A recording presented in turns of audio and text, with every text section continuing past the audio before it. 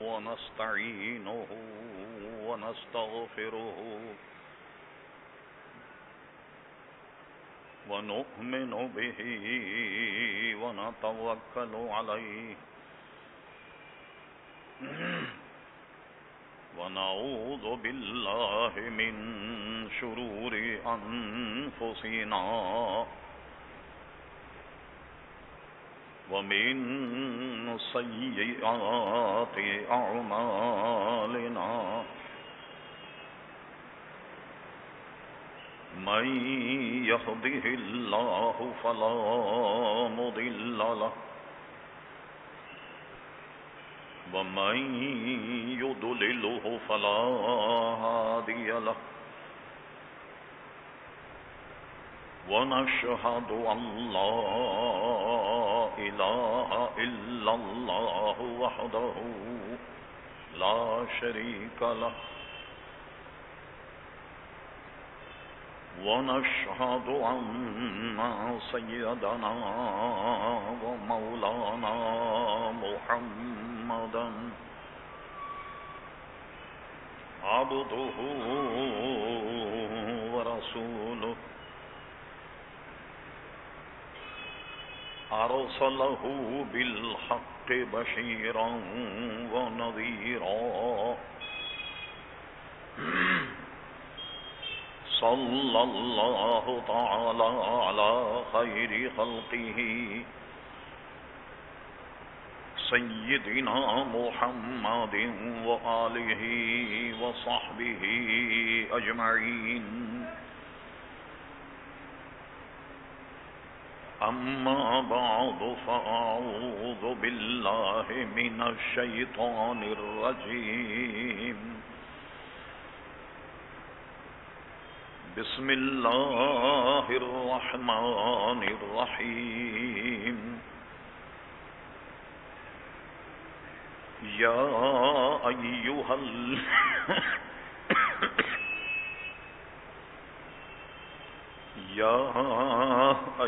الذين آمنوا اتقوا الله وقولوا قولا سديدا يصلح لكم أعمالكم ويغفر لكم ذنوبكم ومن يطع الله ورسوله فقد فاز فوزا عظيما صدق الله مولانا العظيم وصدق رسوله النبي الكريم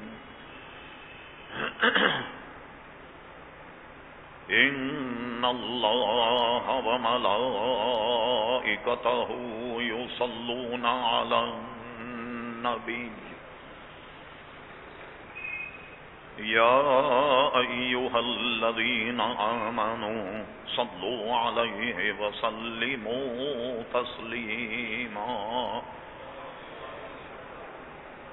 اللهم صل على سيدنا ومولانا محمد معدن الجود والكرم وآله وبارك وسلم صلاة وسلاما عليك يا سيدي يا رسول الله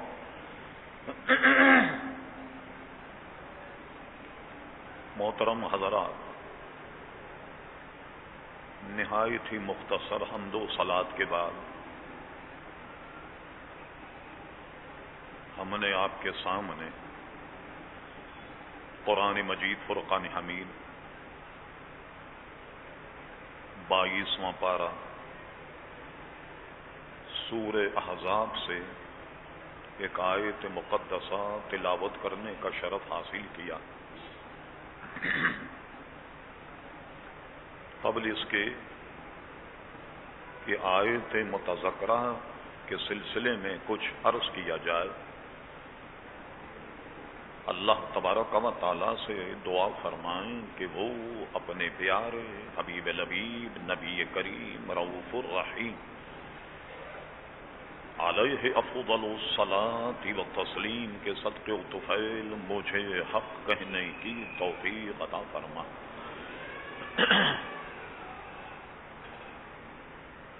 ہم تمام شرکائے محفل کو اللہ تبارک و تعالی حق سن کر حق کو قبول کرنے کی اور اس پر عمل کرنے کی توفیق عطا فرما۔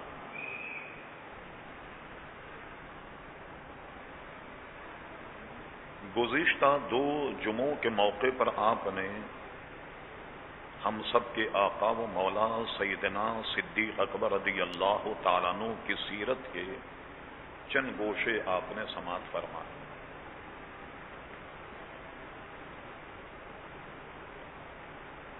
چونکہ یہ مہینہ جس کو جمادی الاخری، عوام اس کو جمادی الثانی کہتے ہیں، اس کی 22 تاریخ کو سیدنا صدیق اکبر رضی اللہ عنہ کا وصال ہوا۔ ہم نے مختصراً ان کی ذات سے اکتساب فیض اور ان کے احسان کو ملحوظ رکھتے ہوئے 2 جمعوں میں یہ عرض کیا کہ حضور علیہ السلام کے وصال کے بعد جن فتنوں نے سر اٹھایا، حالات سے ایسا لگتا تھا کہ اسلامی سلطنت تباہ اور برباد ہو جائے، مگر صدیق اکبر کی دانش مندی نے، جرأت اور بہادری نے ان سارے عزائم کو پامال کر دیا، اور اسلام آج تک ان کی برکتوں سے زندہ۔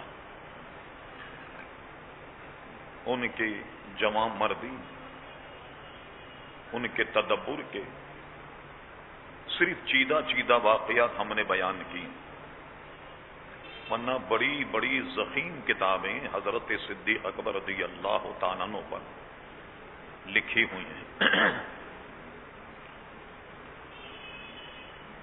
آج ہم نے مناسب سمجھا کہ انسان کا ایک جوہر، ایک طاقت ہے انسان کے پاس جس کو قوت گویائی کہتے ہیں، بولنے کی طاقت۔ بولنے سے متعلق کچھ بات ہے جس کو ہم عنوان دے دیں کہ قرآن و سنت کی روشنی میں آداب گفتگو، بات کرنے کا طریقہ کیا ہے، کیسے بات کی جائے۔ ہمیں اور آپ کو تو یہ نعمت ہمیں بغیر مانگے مل گئی، لیکن مجھے بتائیے کہ انسان کی زبان اور دہن یہ کتنی بڑی نعمت ہے۔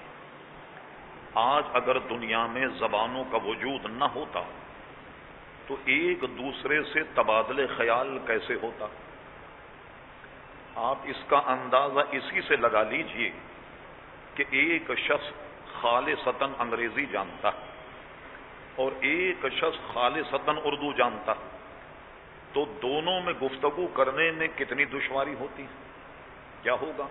اس لیے اللہ تبارک و تعالیٰ نے جب انسان کو پیدا فرمایا تو زبان کے لب و لہجے کو بھی پیدا فرمایا، اور اکابر علماء نے اس آیت کے تحت وَعَلَّمَ آدَمَ الْأَسْمَاءَ كُلَّهَا ثُمَّ عَرَضَهُمْ عَلَى الْمَلَائِكَةِ فَقَالَ أَنبِئُونِي بِأَسْمَاءِ هَؤُلَاءِ إِن كُنتُمْ صَادِقِينَ کی تفسیر میں آدم علیہ السلام سے متعلق یہ تحریر کیا گیا کہ آدم علیہ السلام کو دنیا میں جتنی زبانیں بولی جانے والی ان سب کا علم عطا فرمایا، اور ایک قول یہ ہے کہ آدم علیہ السلام کو 6 لاکھ زبانوں کا اللہ نے علم عطا فرمایا۔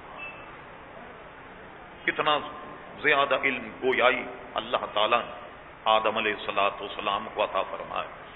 یہ ایک بہت بڑی نعمت ہے جس کی ہم قدر نہیں۔ اب آئیے سب سے پہلے ہم قرآن مجید فرقان حمید کی زبان سے اسے سمجھیں۔ اور اس کے بعد اقوال رسول صلی اللہ تعالی علیہ وسلم و احادیث مقدسہ صلی اللہ علیہ وسلم کی روشنی میں ہم اس مضمون کو سمجھنے کی کوشش کرتے، اور یہ اس غرض سے کہ جو ہمارے معاشرے ماحول میں برائیاں پھیل گئیں، ایک سب سے بڑا فتنہ زبان کا، محلے میں قتل و غارت زبان کی بنیاد پر ہوتے ہیں، برادری میں قتل و غارت زبان کی بنیاد پر ہوتے ہیں، خاندان آپس میں جب بڑھ جاتے ہیں تو زبان کی وجہ سے بڑھتے ہیں، یہاں تک کہ دانش مندوں کا قول، اور آپ نے خود بھی سنا ہوگا، ہمارے بزرگوں کا قول یہ ہے کہ تلوار یا خنجر کا وار اگر کسی پر کیا جائے یہ زخم تو اچھا ہو جاتا، مگر کہتے ہیں کہ زبان کا زخم نہیں بھرتا۔ ساری زندگی کوئی غلط کلمہ نکل جائے، کسی کے دل آزاری ہو جائے، لاکھ وہ آپ کی معذرت قبول کر لے، آپ معذرت چاہ لیں، سب کر دیں، مگر یہ زبان کا زخم کہتے ہیں تا حیات نہیں بھرتا۔ اتنا بڑا فتنہ اگر اس کا غلط استعمال۔ قرآن مجید فرقان حمید جس آیت کا ہم نے انتخاب کیا اس آیت کا ترجمہ سماعت فرمائی۔ ارشاد باری تعالیٰ ہوا، یا ایھا الذین آمنوا اتقوا اللہ، اے ایمان والوں اللہ سے ڈرو۔ یہ بذات خود ایک بہت بڑا عنوان ہے، ہم نے کئی مرتبے تقویٰ، خوف خدا پر گفتگو کی۔ اے ایمان والوں اللہ تبارک و تعالی سے ڈرو۔ وقولوا قولا سدیدا، جب بات کرو گفتگو کرو تو صاف ستھری اور سچی بات کیا کرو۔ اچھا، جب تم اس کے مظہر بن جاؤ کہ صاف اور سچی اور بہترین گفتگو کرنے لگ جاؤ تو اللہ تعالیٰ نے دو انعام کا اعلان کیا۔ وہ دو انعام کیا ہیں؟ فرما جب تم صاف اچھی بہترین گفتگو کرنے لگ جاؤ تو اللہ کی طرف سے تمہیں انعام یہ ملے گا، یصلح لکم اعمالکم، اللہ تعالیٰ تمہارے اعمال کو سنوار دے گا، سارے اعمال تمہارے سنوار دے گا، یصلح لکم، سارے اعمال تمہارے سنوار دے گا۔ اور اس کے بعد فرمائی ویغفر لکم ذنوبکم، صرف یہی نہیں کہ تمہارے اعمال سنوارے جائیں بلکہ اللہ تبارک و تعالیٰ تمہارے گناہوں کو بھی معاف فرما دے گا۔ یصلح لکم اعمالکم یغفر لکم ذنوبکم، اور اس کے بعد فرما ومن یطع اللہ ورسولہ، پس جو اطاعت کرے اللہ اور اس کے رسول کی، فقط فاز فوزا عظیما، یہ وہ لوگ ہیں جو مراد کو پہنچ گئے، یہ وہ لوگ ہیں جو کامیابی کی راہ اور کامیابی کے منزل پر پہنچ گئے۔ تو آپ نے دیکھا چند باتیں بیان کرنے کا بھی یہ سند بھی دے دی گئی کہ جناب یہ گروہ جس کا ہم نے ذکر کیا اگر اس کو اپنا لیا جائے ان باتوں کو تو فقط فاز فوزا عظیما، یہ مراد کو پہنچنے والے، یہ کامیاب مسلمان ہیں۔ کتنا بڑا انعام اللہ تبارک و تعالیٰ نے اس آیت مقدسہ میں مسلمانوں پر کیا۔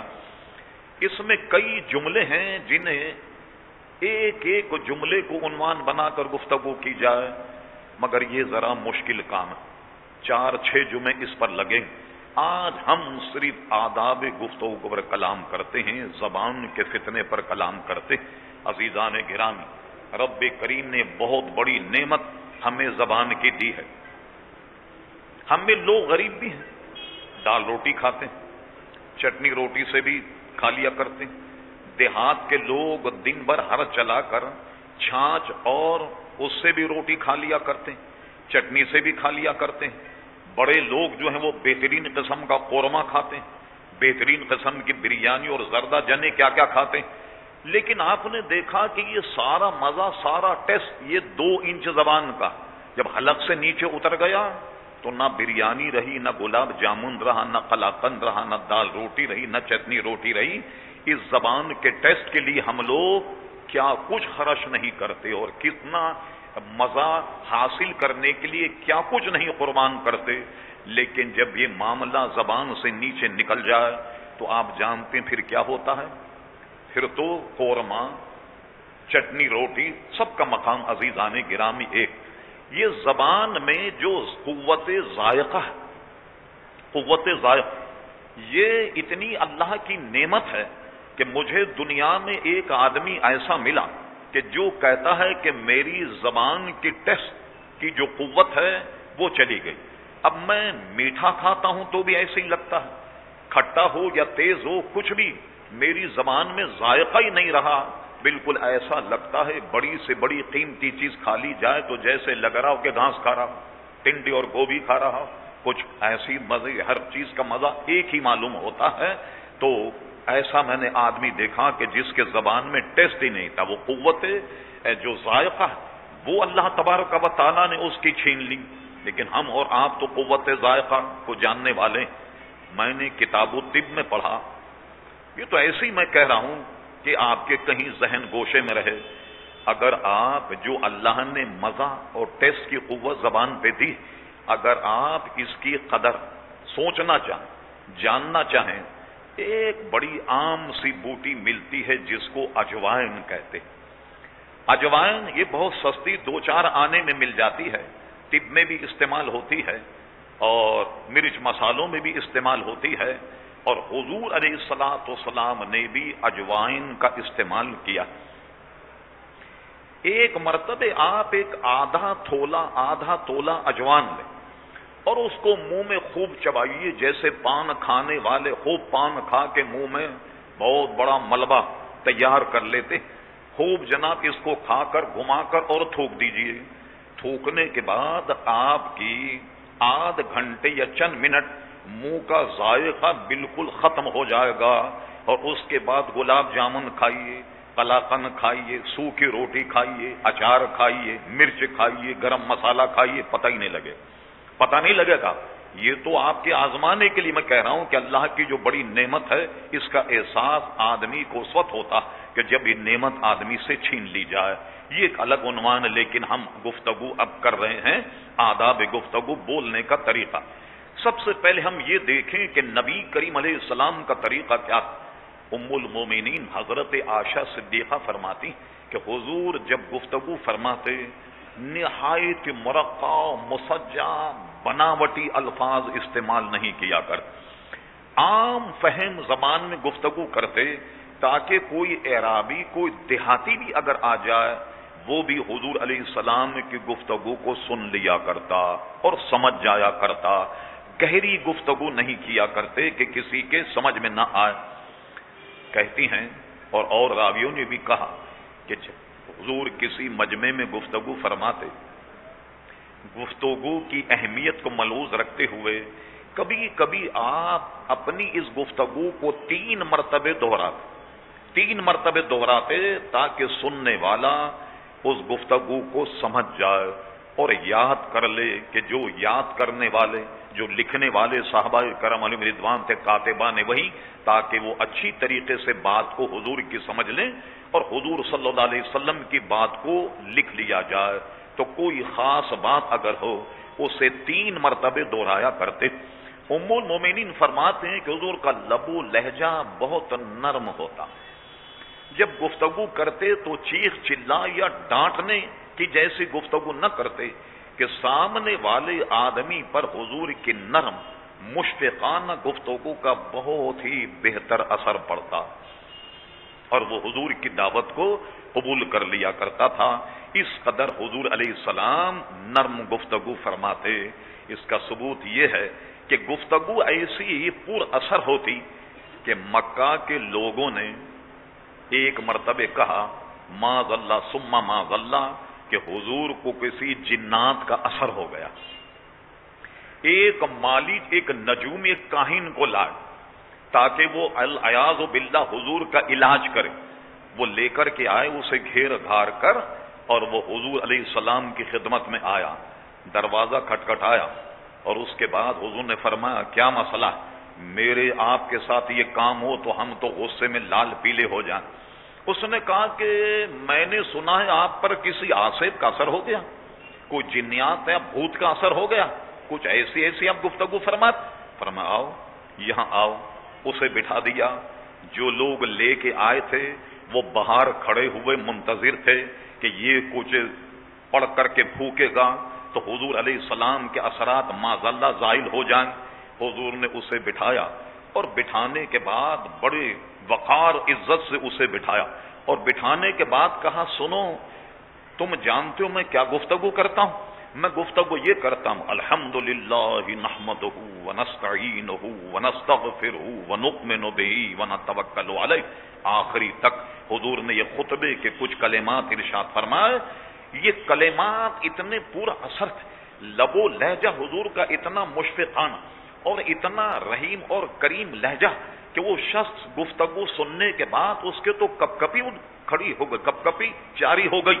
وہ عقل و خرد سے یہ سوچنے لگا یہ گفتگو کسی جھوٹے آدمی کی نہیں ہو سکتی، یہ کوئی بناوٹی آدمی اتنی گفتگو نہیں کر سکتا۔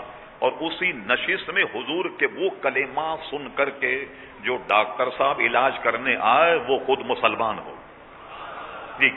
مسلمان ہونے کے بعد جب باہر نکلے تو جو لائے تھے ڈاکٹر صاحب حکیم صاحب کو، کہنے لگے کچھ علاج ہوا؟ ارے کہیں علاج کیا ہوا، اپنا ہی علاج ہو گیا۔ ہم نے جب حضور کی گفتگو سنی تو گئے تھے علاج کرنے کے لیے، اپنا علاج ہو گیا۔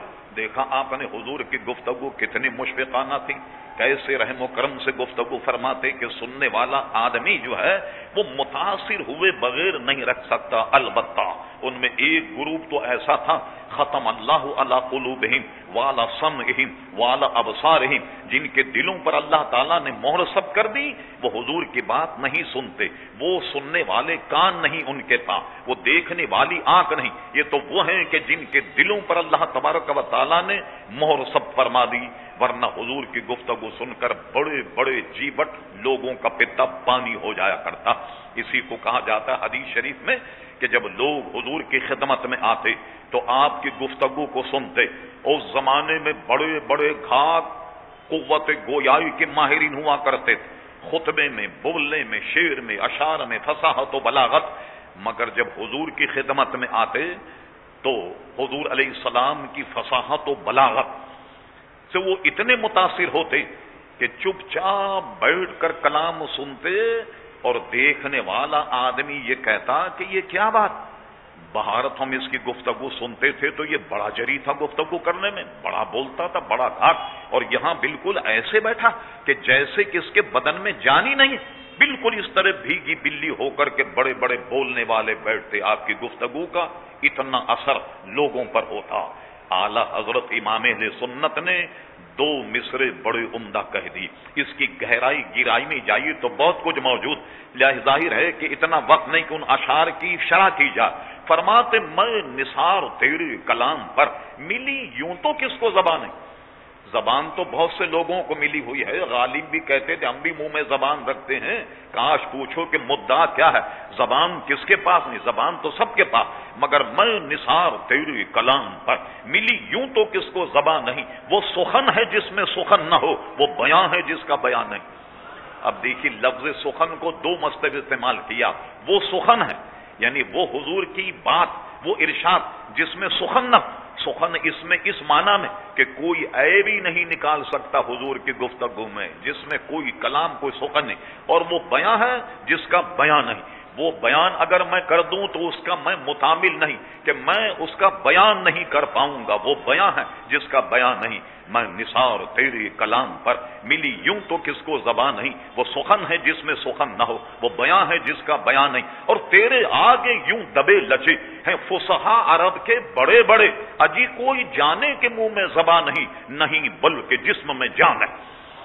بڑے بڑے گھاگ جب بولنے والے ہوتے تو حضور کے اثر گفتگو کا اتنی پر اثر اور اتنی پر مق اور ایسی گفتگو ہوتی کہ بڑے بڑے بولنے والوں کی بولتی بند ہو جایا کرتی تھی۔ یہ قوت گویائی اللہ تبارک و تعالی پیارے مصطفیٰ صلی اللہ علیہ وسلم کا عطا فرمائی۔ لیجئے اب ہم اس پر گفتگو کرنے کے بعد اب یہاں سے شروع کرتے کہ آداب گفتگو کیا ہے۔ سب سے پہلی بات کہ گفتگو سیدھی اور سادی ہونی چاہیے، گفتگو میں کبھی کسی کے دل آزاری نہیں ہونا چاہیے، ہلکا پھلکا، یہ قواعد اس کے، ہلکا پھلکا مذاق بھی جائز، لیکن مذاق ایسا نہ ہو کہ کسی کی تذلیل ہو، کسی کی بےزتی ہو، ایسا کلام بھی نہیں ہونا چاہیے۔ طنز و مزاح یہ حضور کی زندگی کا حصہ بھی ہے، اور کبھی کبھی آپ مذاق بھی فرمایا کرتے، مگر بیہودہ مذاق سے سب کو بچنا چاہیے، اور حضور فرماتے کہ مومن بیہودہ نہیں ہوتا، مومن کی شان یہ کہ بےہودہ گفتگو نہیں کرتا، تو اس میں بھی کوئی حرج نہیں۔ جب گفتگو کریں تو خاص خیال رکھیں کہ ایک تو دل آزاری نہ ہو اور وہ گالی گلوچ سے بالکل صاف، جیسا فرما قولوا قولا سدیدا، صاف ستھری گفتگو کیا کرو۔ آج ہمیں ضرورت اس لیے آئی کہ عنوان کہیں، ہو سکتا کوئی آدمی بیٹھا کہے بتاؤ یہ بھی کوئی عنوان ہے کہ مولانا بولنے پر گفتگو کر رہے؟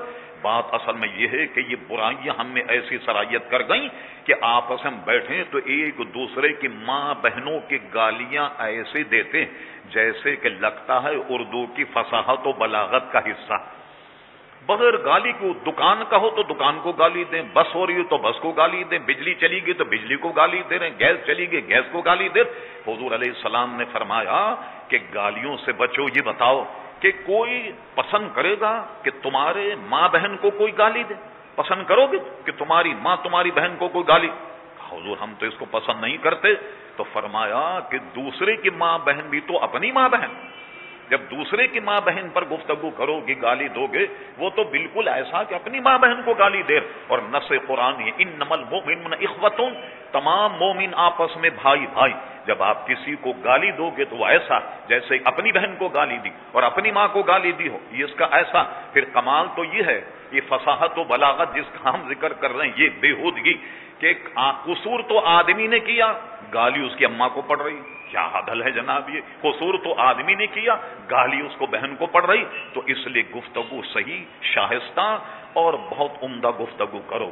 اور اس گفتگو پر تو اللہ تعالیٰ نے حضور علیہ الصلوۃ والسلام کے سامنے جو صحابہ کرام ان پر گفتگو پر کئی آیت نازل فرمائیں، جس کو ہم کبھی آداب رسول اور آداب دربار مصطفیٰ صلی اللہ علیہ وسلم عنوان بنا کر گفتگو کریں۔ بہت صحابہ کرام علیہم رضوان جب آتے، زمانہ ابتدائی تھا، آداب گفتگو سے واقف نہ، کچھ زور سے کلام کر دیتے، جتنی ضرورت نہیں اس سے زیادہ آواز نکال دیا کرتے۔ لیجئے صاحب چند آیتیں نازل ہو گئیں، ارشاد باری تعالیٰ ہوا یا ایھا الذین آمنوا لا تقدموا بین یدی اللہ ورسولہ واتقوا اللہ ان اللہ سمیع علیم۔ اے ایمان والوں، کسی معاملے میں اللہ اور اس کے رسول سے آگے مت بڑھو اور اللہ سے ڈرتے رہو۔ ان اللہ سمیع علیم، کہ بے شک وہ سننے والا اور علم والا۔ اس کے بعد فرما یا ایھا الذین آمنوا لا ترفعوا اصواتکم فوق صوت النبی ولا تجهروا له بالقول كجهر بعضکم لبعض ان تحبط اعمالکم وانتم لا تشعرون۔ اے ایمان والوں، جب تم ہمارے حبیب کے دربار میں آؤ، خبردار اپنی آوازوں کو پیارے مصطفیٰ کی آواز سے پس رکھنا۔ جب تم حضور کے دربار میں ہو، خبردار ایسی گفتگو مت کرنا جیسے تم آپس میں ایک دوسرے سے گفتگو کرتے ہو، کبھی اس کی آواز بلند، کبھی تمہاری آواز بلند۔ اگر حضور کے دربار میں تمہاری آواز بلند ہو گئی، ان تحبط اعمالکم، تمہاری سارے زندگی کی نمازیں، روزہ، حج، زکوٰۃ، خیرات، یہ سب کا سب بیکار ہو جائے گا، یہ سب کا سب اکارت چلا جائے گا۔ آداب گفتگو میں صحابہ اتنے محتاط ہو گئے کہ بعضوں نے تو حضور کے دربار میں آنا ہی چھوڑ دیا، کہیں ایسا نہ ہو کہ آواز بلند ہو جائے، سارے اعمال ہی ضائع ہو جائیں۔ اور جو گفتگو کرتے تو اتنی دھیمی گفتگو کرتے کہ بار بار حضور کو پوچھنا پڑتا کیا کہہ رہے ہیں، کیا کہہ رہے ہیں۔ اور بعضوں جو جہیرو صوت، بہت زیادہ آواز، قدرتاً کسی کی آواز جو ہے وہ بلند ہوتی، تو انہوں نے آنا چھوڑ دیا حضور علیہ الصلوۃ والسلام کے درمیان۔ بہت ساری آوازوں کی بلند ہوتی ہے۔ جیسے سمجھانے کے لیے کہتا ہوں، میرے غیر ملکی دورے پر ایک صاحب ملے، امریکہ میں چھوٹے چھوٹے مکان، 2 کمرے، تو مجھ سے کہنے لگے آپ ذرا کمرہ خالی کر دیں اور مجھے کوئی پرائیویٹ گفتگو آپ سے کرنی۔ میں نے کہا ہو سکتا گھریلو گفتگو تھا تو آداب محفل کے خلاف، مگر ہم نے جو لوگ بیٹھے ان سے معذرت کر کے کہا بھائی آپ ذرا برابر والے کمرے میں بیٹھ جائیں، انہیں کچھ گفتگو کرنی۔ اب وہ گفتگو کرتے ہیں، برابر میں لوگوں کو بٹھا دیا تو ظاہر آدمی گفتگو کر، کہنے لگے آج کل روزی نہیں ہے، کام کاج کچھ نہیں ہے، پورا گھر سن لے۔ وہ لوگ ایسی گفتگو ہوتی ہے لوگوں کی کہ وہ اتنی زور سے بولتے ہیں کہ لوگوں کو باہر بھی نکال دو تو ان تک جناب پہنچ جائے۔ یہ قدرتی لوگوں کی آواز۔ ایسے صحابہ نے آنا چھوڑ دیا، مگر سبحان اللہ یہ چونکہ اللہ کے حبیب حضور کے پسندیدہ لوگ، تو رب کریم نے ان کی مدحت اور ان کی تعریف میں قرآن مجید کی آیت نازل فرما دی۔ سبحان اللہ، ارشاد باری تعالیٰ ہوا ان الذین، اور وہ لوگ یغضون اصواتہم عند رسول اللہ، کہ جو اپنی آوازوں کو پست کرتے ہیں رسول اللہ صلی اللہ علیہ وسلم کی خدمت میں، عند رسول اللہ اولئک الذین امتحن اللہ قلوبہم للتقوی لہم مغفرۃ واجر عظیم، یہ وہ لوگ ہیں کہ جن کے دلوں کو اللہ نے تقوی اور پرہیزگاری کے لیے چھانٹ لیا۔ یہ وہ لوگ کہ جن کو تقوی اور پرہیزگاری کی ان کے دلوں کو اللہ تعالیٰ نے چن لیا، لہم مغفرۃ اجر عظیم، اور یہ وہ لوگ ہیں کہ انہی کا ثمر مغفرت اور اجر عظیم ہے، ان کی مغفرت اور اللہ انہیں اجر عظیم عطا فرمائے گا۔ یہ دیکھیے آداب گفتگو میں جو لوگ گفتگو کے آداب کو ملحوظ رکھ کر اپنی آوازوں کو پست کرتے ہیں تو صاحب ان کی بھی تعریف قرآن مجید میں آ گئی۔ لیجئے صاحب اس کے بعد والی آیت کا سباق کو سنیے۔ زمین نے نج سے ایک وفد آیا، لگتا ہے کہ نج کی زمین ہی میں کچھ گڑبڑ، نجدی تھے، ایک وفد آیا حضور سے ملنے کے لیے۔ اب کیا کیا جائے، یہ بجلی اور بتی بھی نہیں کہ گھنٹی بجا دیں، کیا کیا جائے، کیسے حضور کو بتایا جائے کہ ہم ملنے کے لیے آئیں؟ کچھ نادان لوگوں نے جو آداب رسالت سے واقف نہ تھے زور سے آواز دے دی، اے محمد صلی اللہ علیہ وسلم فلاں جگہ سے ہم آپ سے ملنے کے لیے آئیں، یہ آواز دے دی۔ اب مجھے یہ اس کے علاوہ کوئی ان کے پاس ذریعہ ہی نہیں، کیا کریں، مجبور ہیں، کوئی آنے جانے والا بھی نہیں، کسی کو کہہ دیں بھائی حضور سے آپ جا کر کہہ دیں کہ ہم باہر آپ کا انتظار کر رہے، آواز دے دی نادانی کی بنیاد پر۔ اللہ کو سخت ناگواز گزرا کہ میرا رسول امام الانبیاء سید الانبیاء اور اسے کوئی حجرے کے باہر سے پکارا۔ لیجیے ان پر سرزنش آ گئی، ان پر تعذیب آ گئی۔ کیا تعذیب آئی؟ ارشاد باری تعالیٰ سنے، ان الذین ینادونک من وراء الحجرات اکثرهم لا یعقلون، ارے میرے محبوب جو تجھ کو دروازے کے باہر سے پکارتے کہ آ جاؤ ملاقات کرنی، اکثرهم لا یعقلون، اس میں اکثر لوگ وہ ہیں کہ جو عقل نہیں رکھتے، لا یعقلون فرمایا عقل نہیں رکھتے یہ لوگ۔ اب پوچھئے رب کریم سے، اگرچہ گفتگو دوسرا اختیار کر گئی مگر فائدے سے خالی نہیں، آداب رسالت ماں بنیادی طور پر گفتگو جو ہو رہی وہ گفتگو کے اوپر ہو رہی ہے، تو فرمایا کہ میرے حبیب ان میں اکثر لوگ عقل نہیں رکھتے۔ اب اللہ سے پوچھئے مولا اگر ہم تیرے حبیب سے ملنے کے لیے آئیں، گھنٹی نہ بجائیں، کنڈی نہ کھٹکھٹائیں، آواز نہ دیں تو ملاقات کیسے؟ ملاقات کرنا ولو انہم صبروا، جو ملنے کے لیے آئے وہ ہمارے محبوب کے دربار میں کھڑا رہے، بارہ خبردار نہ کنڈی بجائے، نہ آواز دے، نہ کسی کو اذیت دے، نہ حضور کو پکارے، ولو انہم صبروا، صبر کر کے کھڑا ہو جائے۔ مولا کتنی دیر تک کھڑا ہو جائے؟ اگر حضور علیہ الصلوۃ والسلام کی طبیعت کچھ ناساز ہے، خدا نہ خواستہ ایک دن لگ جائے، جب آواز دی جا سکتی ہے 24 گھنٹے گزر جائیں آواز دی جا سکتی ہے، 72 گھنٹے گزر جائیں آواز دی جا سکتی ہے، ہفتہ بھر گزر جائے کہ آواز دی جا نہیں، وَلَوْ أَنَّهُمْ صَبَرُوا، خبردار صبر کر کے کھڑا ہو جاؤ۔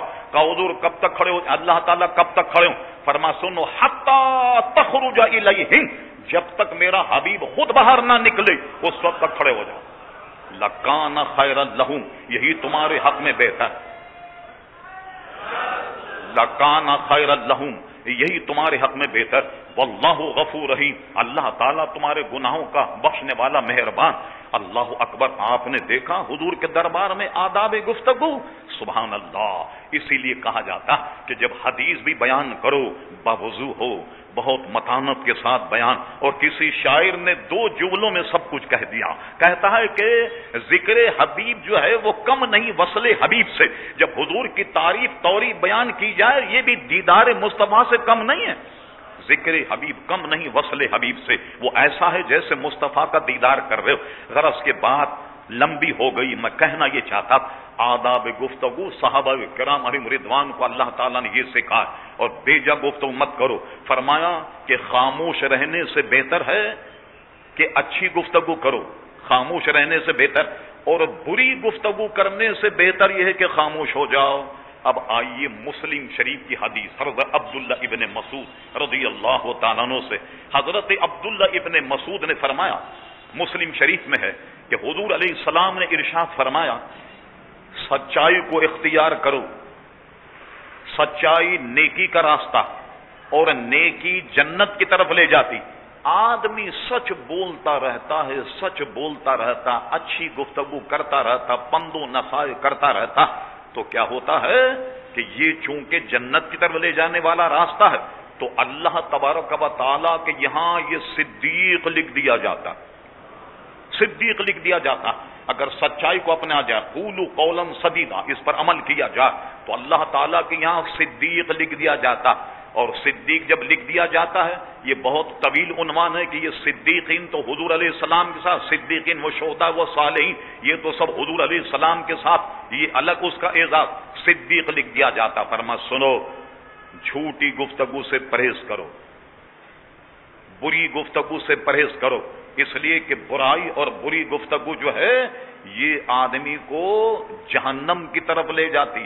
اور آدمی مسلسل گفتگو کرتا رہتا، بری گالی گلو جھوٹ سچ ملا کر جب گفتگو کرنے لگتا تو یہ اس کی گفتگو اس کو جہنم تک لے جاتی ہے، یہاں تک کہ وہ اللہ تعالیٰ کی کتاب میں کذاب لکھ دیا جاتا، کذاب لکھ دیا جاتا اللہ تبارک و تعالیٰ کی کتاب.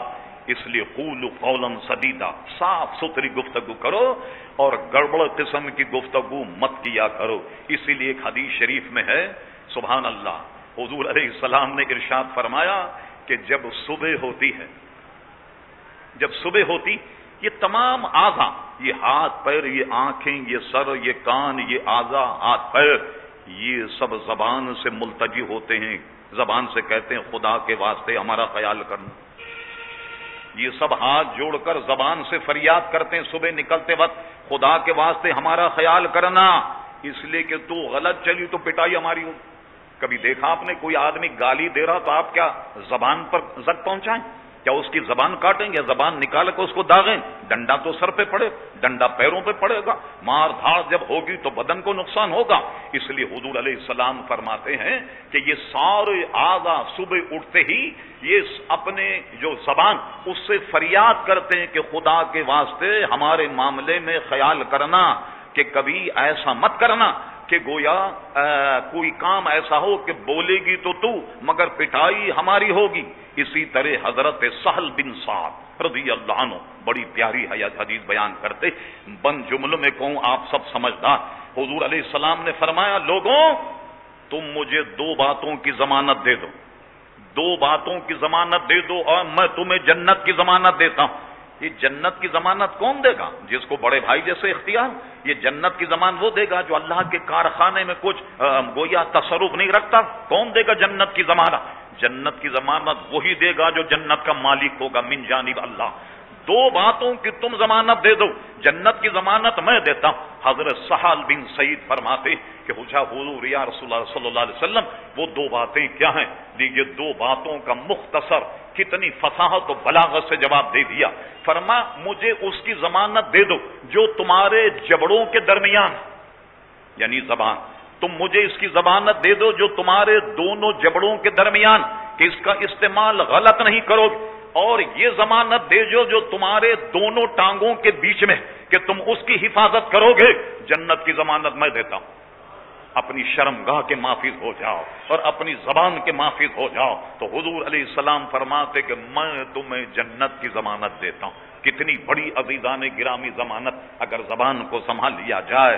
یہی زبان ہے، آپ چاہے گالی گلوچ کر لیں یہی زبان، اس پر درود شریف پڑھ یہی زبان، کہ تلاوت قرآن مجید فرقان حمید کر یہی زبان، کہ جس پہ تسبیح اور تمجید بیان کریں. ہاں، اور اسی کا استعمال اگر غلط ہو جائے تو آپ جانتے ہیں کہ پھر نتیجہ عزیزان گرامی غلط نکلے گا.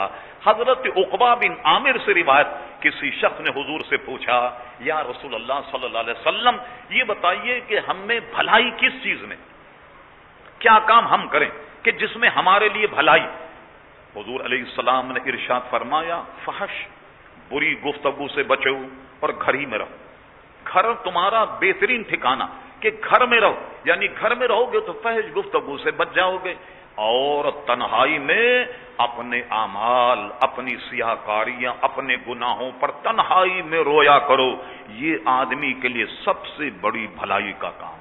تو زبان کو قابو میں رکھنا، اپنے گناہوں پر ندامت اور اپنے گناہوں پر تنہائی میں آنسو بہانا، اس میں مسلمان کے لیے بہت زیادہ اصل میں حضور فرماتے ہیں کہ بھلائی ہے۔ تو زبان کی حفاظت اگرچہ ہے بہت بڑا کام، لیکن آپ عادی ہو جائیں تو آپ دیکھ لیجیے، ضرورت کے مطابق گفتگو کریں، کم بولیں۔ آپ جانتے ہیں کورٹ کچہری جب مقدمے چلتے ہیں، سامنے والا وکیل آدمی کو الجھا دیتا کراس کوشچن کر کے، اگر آپ کا وکیل کہتا خبردار کم سے کم گفتگو کرنا، جو پوچھے صرف وہی بتانا، اس لیے کہ گفتگو جتنی طویل ہوگی کراس کوشچن اتنے ہی زیادہ ہو جائیں، صرف اتنا بتانا کہ جتنا تم سے پوچھا جائے، کوئی اس کے سیاق و سباق پر گفتگو نہیں کرنا، اس لیے کہ کورٹ کچہری میں جو آدمی بیان کم دے گا اس پر کراس زیادہ نہیں ہوگا، نپی تلی گفتگو چاہیے۔ اور بہت سارے حضرات بالکل ہی زبان چلائے نہیں، یہ بھی حکمت کے خلاف۔ حکمت کی بات کرنے میں، بھلائی میں بہت اچھی۔ میں نے واقعات میں کہیں پڑھا، حضرت امام ابو یوسف رضی اللہ تعالی عنہ کے دربار میں ایک خادم سارا کام امام ابو یوسف کا کرتے، جا نماز لاتے، وضو کا پانی کرتے، مسواک حاضر کرتے سب، مگر اتنے بڑے امام کے دربار میں انہوں نے کوئی مسئلہ ہی نہیں پوچھا، کوئی مسئلہ ہی نہیں پوچھا۔ تو امام ابو یوسف کو بڑا ترس آیا، کہنے لگے بڑے صاحب اتنی سال سے آپ خدمت کر رہے ہیں، آپ نے کوئی مسئلہ ہی نہیں پوچھا۔ اب وہ بزرگ جو تھے وہ ذرا جوش میں آئے، کہنے لگے کہ مسئلہ بتائیے آپ۔ کہنے لگے کیا مسئلہ؟ کہنے لگے یہ بتائیے آپ کہ جب آدمی روزہ رکھے تو افطار کب کرے؟ امام صاحب نے فرمایا بھی کوئی پوچھنے کا مسئلہ، بھائی سورج اگر غروب ہو جائے تو افطار کر لے۔ وہ بزرگ کہنے لگے اچھا اگر آدھی رات تک سورج غروب نہ ہو تو پھر کیا کیا جائے؟ امام صاحب نے کہا آپ کا خاموش رہنا ہی بہتر ہے، آپ بولے نہیں تو یہی بہتر ہے، آپ کا خاموش رہے نہیں جو ہمارے حق میں بہتر ہے۔ کہتے ہیں گویا رات 1 بجے تک اگر سورج غروب نہ ہو تو پھر کیا کیا جائے؟ امام صاحب نے فرمایا بھائی اتنی گفتگو کافی، ایک ہی سوال آپ کا بڑا بھاری بھرکم ہے، تو آپ اگر خاموش رہیں تو یہی آپ کے حق میں بہتر۔ جو آدمی آداب گفتگو اور غیر محتاط گفتگو کرتا، اس آدمی کا خاموش رہنا ہی بولنے سے عزیزان گرامی بہتر ہے۔ اس میں کچھ طنز و مزاح بھی ہے جو حضور علیہ السلام بھی فرماتے، صحابہ کرام علیہم رضوان بھی فرماتے۔ شعر اشعار یہ بھی زبان سے کہے جاتے ہیں، اس میں اچھے اور برے شعر بھی ہیں، یہ بھی زبانی سے کہے جاتے ہیں۔ بہت سی نیکیاں زبان ہی سے ہوتی ہیں، تلاوت زبان ہی سے ہوتی ہے۔ آخری بات کر کے گفتگو ختم کرتا ہوں، جو ہم سب کی ضرورت، اگرچہ میرا وقت پورا ہو گیا لیکن یہ مسئلہ اتنا اہم ہے کہ اس کو بیان کرنا بہت ضروری، کسی کے عیب جوئی نہیں، شریعت کا مسئلہ بتانا مقصود۔ عموماً ہم دیکھتے ہیں نماز پڑھنے کے بعد پبلک کی طرف منہ کر کے دعا کرنے کے لیے کھڑے ہوتے ہیں، سفید سفید داڑھیاں، ساری زندگی نماز پڑھتے گزر گئی، مگر جب کھڑے ہیں تو بالکل منہ بند۔ ارے بھائی کیا پڑھ رہے ہیں؟ کیا پڑھ رہے ہوں گے آپ؟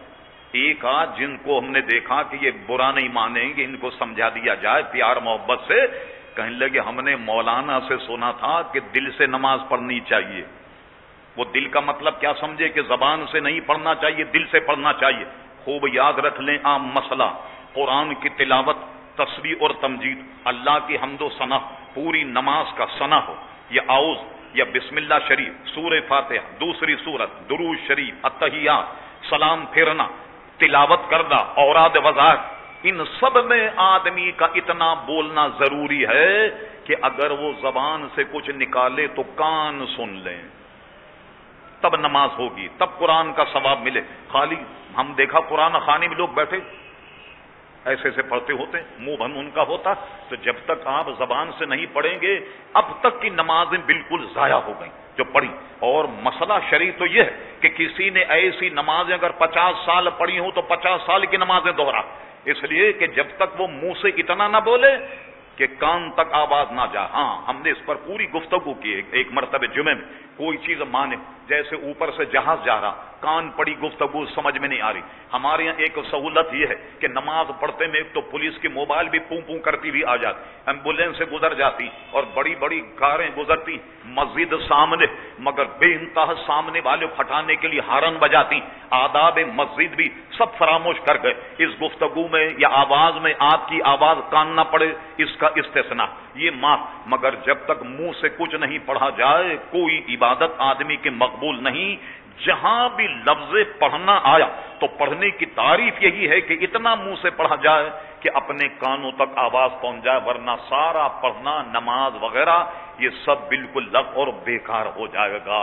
یہ سب زبان کے مسائل، اس میں بہت سارے پہلو عزیزان گرامی رہ گئے، دیکھیں گے انشاءاللہ ہم مختلف طریقے سے الگ الگ عنوان بنا کر گفتگو کریں گے کہ کم سے کم ایک ادائے پاک مصطفیٰ گفتگو کے آداب یہ اگر ہم سیکھ لیں بہت ساری برائیوں سے بچ جائیں گے، اور حضور علیہ الصلوۃ والسلام کی سیرت پر عمل کر کے اپنے آپ کو جنتی بنائیں گے۔ اللہ اس کے رسول کو راضی کریں۔ اللہ تعالی ہم سب کو عمل کی توفیق عطا فرمائے۔ وما علینا الا البلاغ۔